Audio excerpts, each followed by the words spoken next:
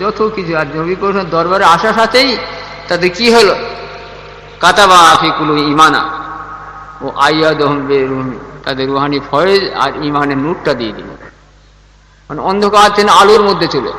নবীকে আল্লাহ তাআলা বলছে তোমার কাজ, সব মানুষ খাসারামে পড়েছে, জুলমাতের মধ্যে, জিহালিয়াত, কুফরি, বেদাতি, শিরকির মধ্যে মুবতালা হয়, তুমি তাদেরকে সব উজালা, নূর কা তরফ, হেদায়েত কা, ঈমান কা তরফ বলো। এই নবী গোসাম তার দরবারে এসে বসেছে, মজলিসে বসেছে, শুনছে, জাতি কেউ পাক হয়ে গেল। বরং কেতাবা হিকমতা, কেতাবের জ্ঞান হিকমত, যারা এখন আসেনি তারা ওই জুলমাতের মধ্যে পড়ে।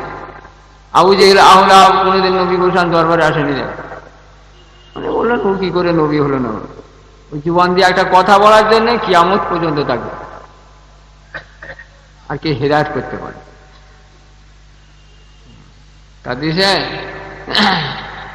নবী কোরআন তাদেরকে যে বান্দা গ্রেফতার, তৃতীয় কি করে পরোয়া, লালচ যাদের আছে তাদেরকে কেউ হেদায়েত করতে। আর যেই তুমি লালচ ত্যাগ করতে পারবে, আল্লাহ রসুলের কামিনদের হুকুমের মধ্যে চলে এলো, তুমি আল্লাহ নূরের মধ্যে চলে, হেদায়েতের মধ্যে চলে, তোমার দিলের মধ্যে আল্লাহ কাতাবা ফি ঈমান, ঈমান নূর দিয়ে দিবে, রুহানি ফয়েজ দিয়ে দিবে। ওলি আল্লাহদের কাজে সে এক, নবীকে যা হুকুম করে সব মানুষ সুদের মধ্যে, ধোঁকার মধ্যে, ফেরবের মধ্যে, শয়তানি হরকত